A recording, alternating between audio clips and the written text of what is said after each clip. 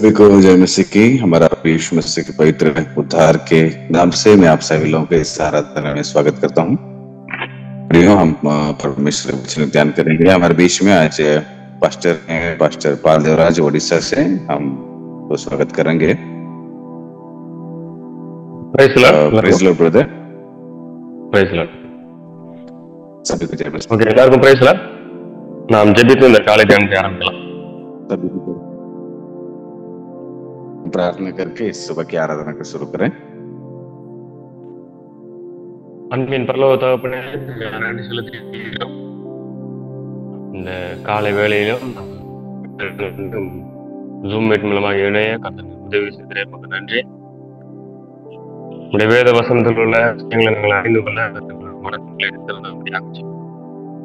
உடைய சத்தத்தை கேட்டு அதன்படி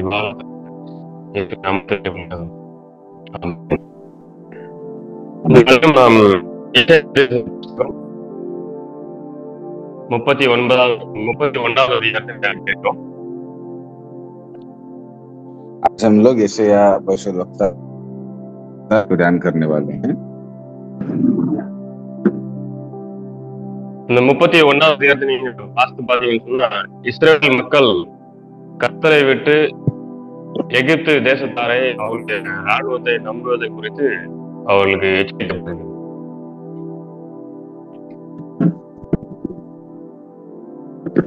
ರಿಪೀಟ್ ಮಾಡಿ. இஸ்ரேல் மக்கள் கர்த்தரை விட்டு எகிப்தியரையும் அவர்களுடைய நம்புவதை எடுத்து इस्राएल के लोग परमेश्वर को छोड़कर मिस्र देश के विषय में और वहां के शासन के विषय में ही चर्चा करने के बारे में इधर बात कर रहे हैं। இந்த அதிகாரத்தினுடைய தொடக்கம் நீங்க பாத்தீங்கன்னு சொன்னா, ஐயோ அப்படின்னு சொல்லி ஒரு எச்சரிப்புடன் முதல் வசனம் வந்து ஆரம்பிக்கும். तो इस अध्याय का शुरुआत है हाय के शब्द है, यहाँ पर एक चेतावनी के साथ शुरू होती है। நீங்க ஆங்கில வேதாந்தத்துல வாசித்து பாத்தீங்கன்னு சொன்னா, முதல் வார்த்தையை வந்து ஓ அப்படின்னு சொல்லிதான் இருக்கும். अगर आप लोग अंग्रेजी बाइबल अगर पढ़ते हैं तो वहां पर भी वो करके शब्दों से ही वो शुरू होती है। ஓகே, ஸோ 28வது அதிகாரத்துல 31வது அதிகாரம் வரைக்கும் முதல் வசனத்திலேயே வந்து இஸ்ரேல் மக்களுக்கு ஐயோ அப்படிங்கிற அந்த எச்சரிப்பின் வார்த்தையை அவர்களுக்கு பயன்படுத்தப்பட்டிருக்கிறத நம்ம வந்து பார்க்க முடியும். 8वां अध्याय से लेकर 31वां अध्याय तक यहाँ पर तीनों जगह में हाय के नाम से ही उन लोगों को चेतावनी देते हुए शुरू करने वाला वो अध्याय तीनों। ஓகே, ஸோ நம்ம இந்த அதிகாரத்தை வந்து 2 பகுதியா பிரித்து நம்ம இன்னைக்கு தியானிக்க இருக்கிறோம். इस अध्याय को हम लोग 2 प्रकार के विभाजन करके ध्यान करेंगे। 1 முதல் 3 வசனங்கள் எகிப்தை நோக்கி பார்க்கிறவர்களுக்கு ஐயோ, 1 से लेकर 3 पद तक मिस्र देश को तारीफ करने वाले लोगों के ऊपर अय्यो हाय। அதுக்கப்புறம் 4 இருந்து 9 வசனங்கள் வரைக்கும் கர்த்தர் எருசலேமை மீட்பார். 4 से लेकर 9 तक जो है परमेश्वर यरूशलेम को छुटकारा देते हैं। அதாவது முதல் பகுதியில வந்து இஸ்ரேல் மக்கள் எகிப்தை நோய் பாக்குறாங்க தங்களோட உதவிக்காக. அப்படி அவர்கள் செய்தார்கள்னா அவங்களுக்கு அது பாதிப்பை ஏற்படுத்தும் அப்படிங்கிற ஒரு எச்சரிக்கை வார்த்தை இஸ்ரேலுக்கு, அதாவது யூதா மக்களுக்கு வந்து கொடுக்கப்படுது. तो क्योंकि यहाँ पर जो है यहूदी के लोग मिस्र देश को देखकर वो अपने जीवन में उनका तारीफ कर रहे हैं, इसलिए उसके वजह से इनके जीवन में बहुत सारे ताड़ना और परेशानी आ रहा है करके वहां पर उन बातों को ध्यान कर सकते हैं। 2வது பகுதியில இஸ்ரேல் மக்களை வந்து ஆண்டவர் வந்து தன் பக்கம் திரும்பும்படியா அவங்களுக்கு வந்து அழைப்பு விடுறாரு. அப்படி திரும்பும் பட்சத்தில் கர்த்தர் வந்து எருசலேமை வந்து பாதுகாப்பார், அங்குள்ள மக்களை பாதுகாப்பார் அப்படிங்கிற வாக்குத்தத்தத்தை வந்து ஆண்டவர். तो यहाँ पर फिर से 4 से लेकर 9 पद तक दूसरा वचन में यही है, अगर आप लोग परमेश्वर की ओर अगर मन फिराएंगे तो परमेश्वर यरूशलेम को वो छुटकारा देते हैं करके एक वादा यहाँ पर कर लेते हैं। ஸோ 1வது வசனம் நம்ம வாசிக்கலாம். யாராவது ஒருத்தவங்க வாசிங்க 1வது வசனம். पहला पद को हम पढ़ेंगे, ध्यान से सुनिएगा। हाय उन पर जो सहायता पाने के लिए मिस्र को जाते हैं और घोड़ों का आसरा करते हैं, जो रथों पर भरोसा रखते हैं क्योंकि वे बहुत हैं, और सवारों पर क्योंकि वे अति बलवान हैं, पर इस्राएल के पवित्र की ओर दृष्टि नहीं करते और न यहोवा की खोज करते हैं। ஓகே, இந்த வசனத்துல நம்ம வாசித்து பார்த்தோம்னு சொன்னா, அதுல வந்து இஸ்ரேல் ஜனங்கள் கர்த்தரை தேடாம எகிப்தை நோக்கி பார்ப்பதற்கான 2 காரணங்கள் வந்து இந்த வசனத்துல சொல்லப்பட்டிருக்கு. तो इस पद को जब पढ़ते हैं तो इजराइल के लोग परमेश्वर की ओर नहीं बल्कि मिस्र की ओर अपना मन फिरा रहे हैं, तो इसका 2 कारण है। முதல்ல வந்து அவங்களுடைய ரதங்கள் வந்து நிறைய இருக்கு. दूसरा पहला विषय यह है कि मिस्र देश में उनके रथों जो है बहुत सारे हैं। அதுக்கப்புறம் 2 வந்து அவருடைய வீரர்கள் வந்து பலவான்களா இருக்கிறாங்க. और दूसरा चीज यह है कि वहां के रहने वाले जो सैनिक लोग हैं वो बहुत ही बलवान हैं। ஓகே, ஆனா இஸ்ரேல் ஜனங்கள் பெரிய பெரிய சேனைகள் எல்லாம் வந்து யுத்தமே பண்ணாம ஆண்டவர் அவங்களுக்காக யுத்தம் பண்ணி அவங்கள பாதுகாத்ததை வந்து அனுபவித்த ஒரு மக்கள். इस्राएल के लोग जो हैं बहुत बड़े बड़े सेना के साथ ना लड़ते हुए उनके साथ परमेश्वर खुद लड़के इस्राएल लोगों को विजय प्राप्त करवाए थे। ये सारे घटनाओं को अनुभव किए लोग थे। உதாரணத்துக்கு நம்ம பார்த்தோம்னு சொன்னா, யாத்ராமம் புஸ்தகத்துல நம்ம வாசித்து பார்த்தோம்னு சொன்னா 14வது அதிகாரத்துல அவங்களை எகிப்து தேசத்துல இருந்து அவங்களை வெளியே அழைத்து கொண்டு வரும்பொழுது பார்வோனுடைய ரதத்தை வந்து செங்கடல்ல வந்து ஆண்டவர் அடித்து போட்டார். आप निर्गमन की 14 अध्याय को जाके देखिएगा, जब मिस्र देश को छोड़ के ये लोग आ रहे थे तो फिरौन के सेनाओं को समुद्र में वो ढा दे हैं।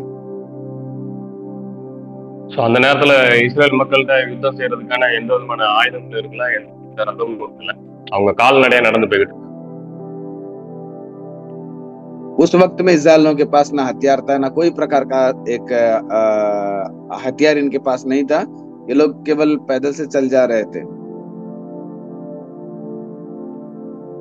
அப்படிப்பட்ட நேரத்துல அவங்க யுத்தமே செய்யாம ஆண்டவர் அவங்களுக்காக யுத்தம் செய்து பார்வோனுடைய சேனை வந்து செங்கடல் வந்து அழித்து போட்டார்.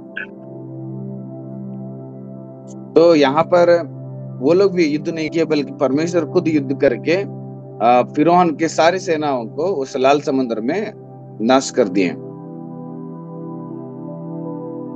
அதுக்கப்புறம் யோசுவாவுடைய காலத்துல எரிகோ கோட்டையை அவங்க சுத்தி வந்தாங்க. ஆண்டவர் அந்த இடத்துல வந்து அந்த எரிகோ கோட்டையை வந்து உடைந்து விட்டார்.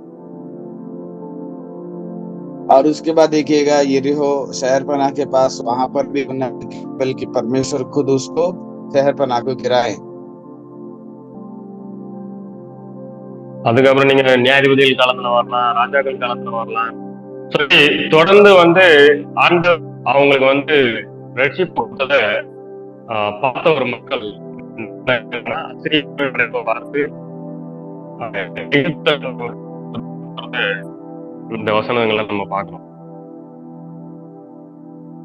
उसके बाद न्यायों की किताब में देखिएगा या आप लोग राजाओं की किताब में देखिएगा, इस्राएल के लोग परमेश्वर ने खुद रक्षा किए थे और उनको बहुत बड़े बड़े से उन्हें छुटकारा दिए थे। सारा चीज वो लोग अनुभव कर चुके थे।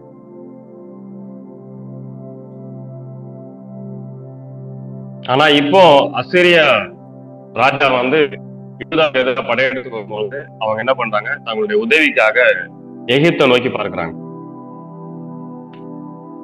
लेकिन अभी जो है यहाँ पर एक अश्शूर का राजा है, उनके विरोध में आते ही ये लोग मिस्र को मन फिराकर मिस्र की ओर देख रहे हैं। சோ காரணம் என்னன்னு சொன்னா அவங்ககிட்ட நிறைய படைபலம் இருக்குது, பலவான்களா இருக்கிறாங்க அப்படின்னு சொல்லி. कारण क्या है कि मिस्र देश में बहुत सारे रथ है और साथ में युद्ध करने वाले सैनिक लोग, वहां पर जो बलशाली है वो ज्यादा है वहां पर। சோ இந்த யூதாவுடைய அதிபதிகள் வந்து அவங்க எடுத்த அந்த தீர்மானம் ரொம்ப ஞானமானது அப்படின்னு சொல்லி அவங்க நினைச்சுக்கிட்டாங்க. तो यहूदियों के जो पुरखाओं लोग हैं, वो जो भी निर्णय लिए है वो सब सही है करके वो अपने आप को सोच रहे थे। ஆனா ஆண்டவர் எவ்வளவு ஞானம் உள்ளவர் அப்படிங்கறத அவங்க மறந்துட்டாங்க. लेकिन परमेश्वर कितना वो ज्ञानी है, वो चीज को वो भूल गए। சோ இந்த இடத்துல நம்ம பார்க்கும்பொழுது ஆண்டவர் அவங்க வந்து எச்சரிக்கிறாரு. அவர் என்ன சொல்றாரு, சகாயம் தேடி போகிறவர்களையும், அதாவது யூத மக்களையும், சகாயம் செய்ய வருகிற எகிப்தியரையும் வந்து நான் 2 பேருக்கு விரோதமா நான் எழும்புவேன், 2 பேருக்கு நான் வந்து அழிவை கொண்டு வருவேன் அப்படின்னு சொல்லி ஆண்டவர் வந்து எச்சரிக்கை. लेकिन उसके नीचे देखेंगे तो परमेश्वर बोल रहे हैं कि सहायता मदद करने के लिए जो आने वाले हैं मिस्र के लोग, और जो मदद मांग रहे हैं यहूदी लोग, इन दोनों के ऊपर मैं हाथ उठाऊंगा, उनके विरोध में खड़ा हो जाऊंगा बोल के। ஓகே, சோ எவ்வளவு பெரிய சேனையா இருந்தாலும் அவர்கள் மாம்சம் தானே அப்படின்னு சொல்லி 3வது வசனத்துல எழுதப்பட்டிருக்கு. तो तीसरा पद में यही जिक्र किया गया है, वो कितना बड़ा सेना भी हो जाए लेकिन वो एक शरीर ही है। तीसरा पद में அவங்க கடவுள் கிடையாது, वे समुद्र नहीं है, கடவுள் கிடையாது, கடவுள் கிடையாது, they are not gods. वो ईश्वर नहीं हो सकते हैं। சோ அவருடைய குதிரையாகட்டும், அவருடைய மனிதர்களாகட்டும், அவர்கள் எல்லாம் என்ன ஒரு மாம்சம் தான். ஆண்டவர் கையை நீட்டினாலே போதும் அவங்க எல்லாம் அழிஞ்சு போயிருவாங்க அப்படின்னு சொல்லி எழுதப்பட்டு.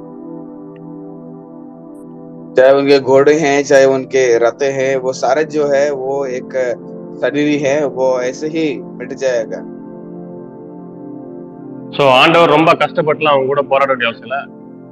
ஒரு சின்ன வேலை, தன்னுடைய கரத்தை நீட்டினா போதும், வானுடைய மொத்த சேனையும் அவருடைய மொத்த ராணுவமும் வந்து அழிந்து போகும். परमेश्वर जो है बस एक हाथ फैलाएंगे तो काफी है, जो फिरौन के रथ हो गया, फिरौन के सेना हो गया, वो नाश हो गया। சோ ஆண்டவர் இப்படியாக வந்து யூதா ஜனங்களை வந்து எச்சரிக்கிறார். तो परमेश्वर इसी ढंग से यहूदी लोगों को वो चेतावनी दे रहे हैं। சோ இந்த இஸ்ரேல் மக்களை போலதான் இன்றும் அநேக விசுவாசிகள் ஆண்டோடைய கிரியை தங்களுடைய வாழ்க்கையில அனுபவித்த பிறகும், அநேக ஆசீர்வாதங்களை ஆண்டோடு பெற்றுக்கொண்ட பிறகும் அவங்க என்ன செய்றாங்கன்னா தொடர்ந்து இந்த உலகத்தாரையே வந்து நோக்கி பார்க்கிறாங்க, ஆண்டவரை நோக்கி பார்ப்பதற்கு பதிலாக. इसराइल के लोगों की वजह से ही आज के लोग जो है, परमेश्वर ने उनके जीवन में रक्षा करने के बावजूद भी, कई सारे आशीष देने के बावजूद भी उसका अनुभव करके वो अभी भी मनुष्यों पर भरोसा करते हैं, मनुष्यों को ऊपर दृष्टि लगाकर चलते रहते हैं। சோ நம்ம ஆண்டவரை மறந்து இந்த உலக மனிதர்களை நோக்கி பார்ப்பது நமக்கு ஆபத்தான ஒன்று. परमेश्वर पर भरोसा रखते हुए अगर मनुष्य पर हम निर्भर होकर जीवन बिताते हैं, वो हमारे लिए थोड़ा खतरा का घंटी है। சோ நம்ம எந்த சூழ்நிலையும் கர்த்தரையும் அவர் செய்த நன்மைகளையும் மறந்து போகக்கூடாது. நம்ம எல்லா சூழ்நிலையும் நம்ம கர்த்தரை நோக்கி பார்க்க, हम किसी भी हालत में, किसी भी परिस्थिति में परमेश्वर को भूलना नहीं चाहिए, परमेश्वर को ही ऊपर दृष्टि लगाकर चलते रहना चाहिए। ஓகே, 2வது நம்ம பார்த்தோம் சொன்னா ஆண்டவர் வந்து எருசலேமை விடுவிப்பேன் அப்படின்னு சொல்லி சொல்றதை நம்ம பார்க்கலாம். और दूसरा चीज यह है, परमेश्वर यरूशलेम को वो छुटकारा देते हैं। ஓகே, ஒரு பறவை தன்னுடைய கூட்டை எப்படி பாதுகாக்குமோ அந்நியர்களிடமிருந்து, அதே போல கர்த்தர் வந்து இஸ்ரவேலை பாதுகாப்பா அப்படின்னு சொல்லி இந்த கொடுத்தார். तो एक पक्षी कई सारे लोगों से अपने आप को कैसे बचा लेता है, अपने घोंसला को, ठीक उसी प्रकार मैं आप लोगों को बचा लूंगा। சோ அதுக்கு அவங்க என்ன பண்ணணும் அப்படின்னு சொல்லி நம்ம 6வது வசனத்துல பாக்குறோம். और उसके लिए हम क्या करना चाहिए बोलकर 6वें पद में जिक्र किया गया है। அவங்க எந்த ஆண்டவரை விட்டு விலகி போனாங்களோ, அதாவது யெகோவா தேவனை விட்டு விலகி போன அந்த மக்கள் மீண்டுமா அவரிடத்துல திரும்பி வரணும். यहाँ पर बताया गया है कि आप जिस परमेश्वर से इस्राएल के लोग बलवा करके दूर हो गए हैं, आप उसी की ओर फिरें। ஸோ வேற எந்த கடவுள் போறதுனால அவங்க பாதுகாக்கப்பட முடியாது. எந்த உண்மையான கடவுளை, எந்த உண்மையான தேவனை விட்டு அவங்க பின்வாங்கி போனாங்களோ அந்த உண்மையான தேவனிடத்துல அவங்க மீண்டுமா வந்து திரும்பி வரணும். तो कोई भी प्रकार के देवता के ऊपर आप भरोसा ना करें। जो विश्वास करके गए थे कि यही सच्चाई ईश्वर करके, उनसे आप मन फिराकर इधर आना चाहिए। அதுக்கப்புறம் நம்ம பார்க்கிறோம் 7வது வசனத்துல, தேவனிடத்துல நாம திரும்பும் பொழுது இந்த உலக காரியங்களை வெறுக்கும் ஒரு மனப்பான்மை நம்ம இடத்துல வரும். जब हम परमेश्वर की ओर मन फिराते हैं तो परमेश्वर के प्रति एक सोच विचार हमारे जीवन में आ जाता है। சோ இங்க 7வது வசனத்துல எழுதப்பட்டிருக்கு, வாசிங்க. 7वें पद में जिक्र किया गया है, उस समय तुम लोग सोने चांदी की अपनी अपनी मूर्तियों से जिन्हें तुम बनाकर पापी हो गए हो घृणा करेंगे। சோ நீங்க ஆண்டவரிடத்துல திரும்பும் பொழுது உங்களுடைய உலக பிரபலமான காரியங்கள் எல்லாம் வந்து உங்களுக்கு வந்து பாவமாக காணப்படும். அதை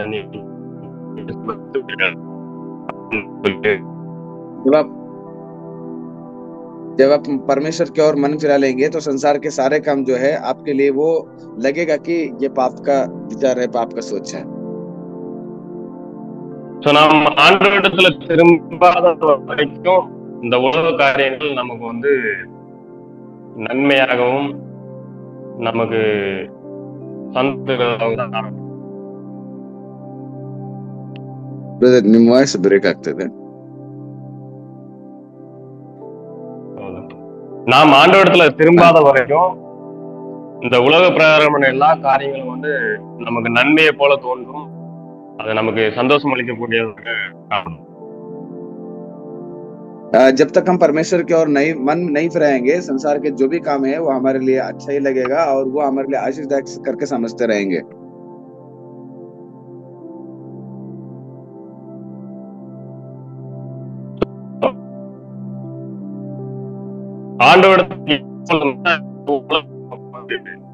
அது பாவமானதாக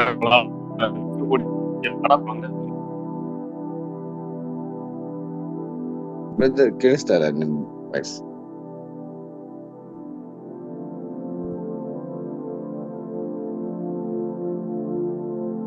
நாம் தேவனிடத்துல இருக்கும்போது மட்டும்தான் இந்த உலக காரியங்களை நம்ம பாவம்னு சொல்லி நம்மளால முடியும்.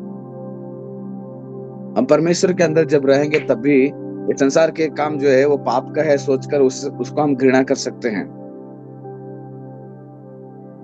तो அதனால நாம் தேவனை நெருங்கி வாழும்போது மட்டும்தான் இந்த உலக காரியங்களை விட்டு நாம விலகி இருக்க முடியும். तो इसलिए परमेश्वर के साथ जब हम लगे होकर जीवन बिताते हैं तब भी संसार के कामों से हम दूर हो सकते हैं। கடைசியா நம்ம பார்க்கும் பொழுது 8-9 வசனங்கள்ல ஆண்டவர் வந்து அவங்களுடைய எதிரிய, அதாவது அவங்க யாருக்கு பயப்பட்டு எகிப்து நோக்கி போனாங்களோ அந்த எதிராளி வந்து அழிப்பார் அப்படின்னு சொல்லி எழுதப்பட்டது. तो 8 और 9 पद में देखिएगा, जो कोई भी उनका विरोध में अगर चल पड़ते हैं तो परमेश्वर उनका विरोध करेंगे, उन्हें विनाश कर देंगे करके यहाँ पर बताया गया है। சோ இந்த பகுதியில் வாஸ்து பார்த்தோம்னு சொன்னா அவன் வந்து பட்டயம் இல்லாத பட்டயத்தாலே அழிவான் அப்படின்னு சொல்லி எழுதப்பட்டது. तो यहाँ पर बताया गया है कि वो बिना तलवार से उनको विनाश कर देंगे। சோ இந்த வார்த்தை வந்து பின்னாட்கள நிறைவேறது நம்ம வந்து ये जो बात है उसके बाद की भविष्य में पूरा होने की घटना को हम देख सकते हैं। 37வது அதிகாரம் ஏசாயா தீர்க்கதரிசன புஸ்தகம் 37வது அதிகாரம் 36ல இருந்து 38 வருஷங்களை நீங்க வாசித்து பாத்தீங்கன்னு சொன்னா அந்த அசிரிய ராஜா அவனுடைய குமாரனால ஒருத்தன் வந்து கொலை செய்யப்படுறத பார்க்க முடியும்। तो ये जो बात है 37वां अध्याय का 36 और 37वां पद को पढ़ेंगे तो अश्शूर के राजा का बेटा का जीवन में ये घटना बीत जाती है। சோ இந்த உலகத்துல நமக்கு வந்து எதிர்ப்புகள் வர்ற நேரத்துல நம்ம உலக மனிதர்களை நோக்கி நம்முடைய உதவிக்காக ஓடக்கூடாது, நம்ம முதல்ல ஆண்டவரை நோக்கி பாருங்க। तो हमारे जीवन में ऐसे कभी भी परिस्थिति आ जाता है तो संसार के मनुष्यों को देखकर नहीं दौड़ना चाहिए, बल्कि हम परमेश्वर की ओर मन फिराकर परमेश्वर के ऊपर दृष्टि लगाते हुए जाना चाहिए। சோ அநேக நேரங்களில் நம்ம உலக பிரகாரமான மக்கள் அவருடைய திறமை இதெல்லாம் பார்த்து நம்ம அவங்களிடத்துல ஓடுறோம்। बहुत प्रकार के समय में हम मनुष्यों के ज्ञान और मनुष्यों के सारे चीजों को देखकर उनके और हम दौड़ते रहेंगे। சோ உலக மனிதர்கள்ட்ட போறது தவறு இல்லை, ஆனா ஆண்டவரை மறந்து உலக மனிதர்கள் முன்னாடி போறது நிச்சயமா வந்து பாவம்। मनुष्यों को ढूंढकर या मनुष्यों के पास जाने के गलत नहीं, बल्कि परमेश्वर को छोड़कर मनुष्यों पर ही अगर दृष्टि लगाकर उन पर भरोसा रख के जाते हैं तो वो एक पाप है। சோ நம்ம முதல்ல ஆண்டவரை நோக்கி பார்ப்போம், ஆண்டவர் நிச்சயமா வந்து நம்முடைய வாழ்க்கையில பெரிய காரியங்களை வந்து செய்வார்।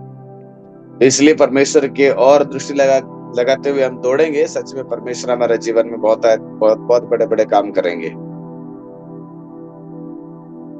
சோ முதல் பகுதியில் நம்ம பார்த்தோம், நம்ம கர்த்தரை விட்டு வேற யாராவது நமக்கு நம்ம ஆதாரமா கொண்டு எடுத்துக்கொள்ள நம்ம நினைப்போம்னு சொன்னா அது நமக்கு அழிவை கொண்டு வரும்। हम लोगों ने पहला विजन में बात किए थे, अगर परमेश्वर को छोड़कर अगर हम किसी का सहारा लेते हैं तो हमारा जीवन में बहुत ही विनाशी हो जाएगा। ஆண்டவர் எப்பொழுதுமே நமக்கு நன்மை செய்ய ஆவலா இருக்கிறார்। परमेश्वर हमारे जीवन में हमेशा मदद करने के लिए वो जागते रहते हैं। நாம தான் அவரை விட்டு இந்த உலக மக்கள் பின்னாக இல்ல உலகத்தின் காரியம் பின்னாக நம்ம ஓடிக்கொண்டிருக்கிறோம்। हम ही परमेश्वर को छोड़कर मनुष्यों के पीछे और संसार के पीछे दौड़ रहे हैं। சோ அப்படி நாம ஓடாம நாம ஆண்டவரத்தில் நிலைத்திருக்கும் பொழுது ஆண்டவர் நமக்கு செய்யும் காரியங்களை நாம நிச்சயமாக பார்க்கணும்। ऐसे ना दौड़ते हुए परमेश्वर पर अगर स्थिरता से अगर खड़े रहते हैं तो परमेश्वर सच में हमारे जीवन में जो भले काम करने का हम देख सकते हैं। சோ கர்த்தர் தாமே நமக்கு உதவி செய்வாராக। परमेश्वर हम सबको मदद करें। நாம் ஜெபித்து நிறைவு செய்வோம்। हम प्रार्थना करके इस आराधना खत्म करेंगे। அன்பின் தகப்பனே, இந்த நன்றி செலுத்துகிறோம்। நம்முடைய வசனத்தை தியானிக்க கர்த்தர் நீர் கொடுத்த இந்த நல்ல தருணத்திற்காக நன்றி செலுத்துகிறோம்। கர்த்தாவே, யூதா மக்கள் உம்மிடத்தில் திரும்புவதற்கு பதிலாக அந்த நேரத்தில் பலசாலியாக காணப்பட்ட எகிப்தியரையும் அவர்களுடைய சேனைகளையும் நம்பி அவர்களை தங்கள் உதவிக்காக நோக்கி பார்த்தார்। கர்த்தாவே, அது அவருக்கு ஆபத்தாக முடியும் என்று சொல்லி எச்சரித்த பொழுது அவர்கள் உம்மிடத்தை திரும்பினார்கள்। அதே போல கொடுத்த நாங்கள் கொடுத்த என்னுடைய வாழ்க்கையிலே எங்களுடைய ஆபத்தான நேரங்களிலே நாங்கள் உண்மை நோக்கி பார்க்க கர்த்தர் உதவி செய்தோம்। இந்த உலகத்தின் காரியங்கள், இந்த உலக மனிதர்கள் எங்களை கைவிடுவார்கள், அவர்கள் மாமிசம் மாத்திரமே என்பதை நாங்கள் நினைவு கூற உதவி செய்தல் முடியாது। கர்த்தாவே, நாங்கள் எல்லா சூழ்நிலையும் மேலே வர கர்த்தர் உதவி செய்தல் வீட்டில் இணைந்திருக்கிற ஒவ்வொருவருக்காக நன்றி செலுத்தோம்। ஒவ்வொருவரும் தரம் இருக்கட்டும், ஒவ்வொருவரும் நம்முடைய வசனத்திலே உண்மையிலே தொடர்ந்து வளர